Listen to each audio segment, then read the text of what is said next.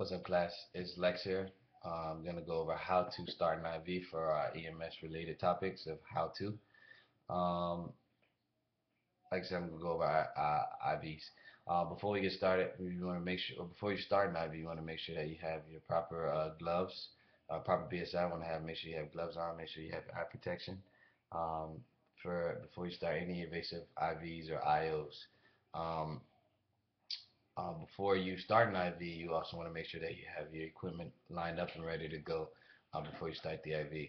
And what I mean by that is you want to make sure that you have the bag of choice, whether it be 1,000 or 500, and 10 drop set or 60 drop set.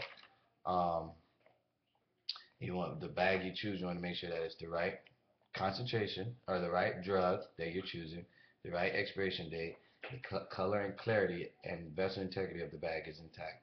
Okay, so before we begin, we got to make sure that both ends are of the 10 drop set are sealed. As you can see, both ends are sealed because you want to keep a sterilization process. And here's on the end of the bag. Keep it sterile as possible because we don't want any infections to the patient or cause any damage to the patient.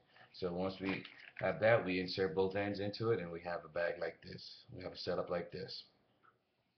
We get all the air bubbles. We let loose all the air bubbles out of the line.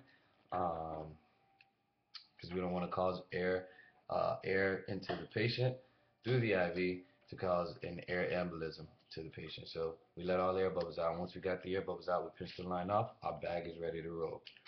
Um, a preferred ideal spot to start in IVs is your left AC on patients because it's closest to the heart. Any medication or fluids you're trying to push will go direct. It's closer to the heart, so it'll flow travel faster to the heart.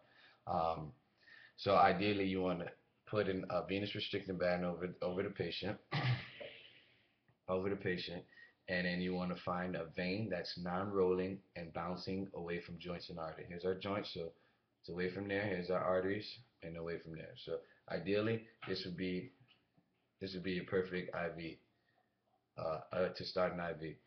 What you want to do is get an alcohol prep, clean the area using the circular motion, inward and then outward.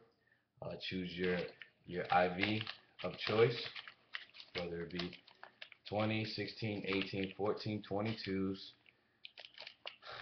So you choose the IV of choice. For trauma patients, obviously they get a larger bore IV, and smaller patients get a smaller needle. So we're going to choose 18. Open it up.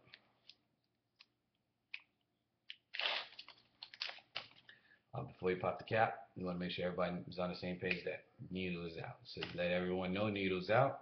Um, with this needle, it's a push-pull mechanism type of thing. I'm not sure what you guys departments have, but this one's a push-pull. You push, pull simultaneously once you get it in. And in school, they taught us to go in at a 45-degree angle, but out in the real world, as we all know, that doesn't really work. You hit the vein and you go right through the vein. What I've learned is to go flush in with the skin. So if this is your vein, just go flush in with the skin, and you'll hit it every time. You won't miss. Um, once you see your vein, or once you hit the vein, you'll see a flash in the chamber here. It'll fill up.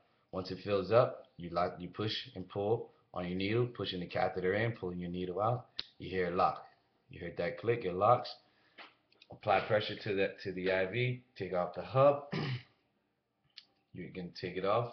This goes directly into the sharps. Your sharp box should be in distance from throwing it away while you're still applying pressure to that IV site.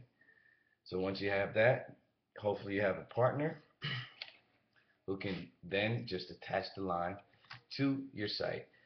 Once that line is attached, you want to open up your bag. Open up your bag, drop your bag so you can get blood return. If you get blood return, you know you're good. You want to flow your line so you can see flow. See flow, so we know we're good. We're inside the vein. Also check to see if there's infiltration. No infiltration, you know you're good. Secure the line with the Veni guard.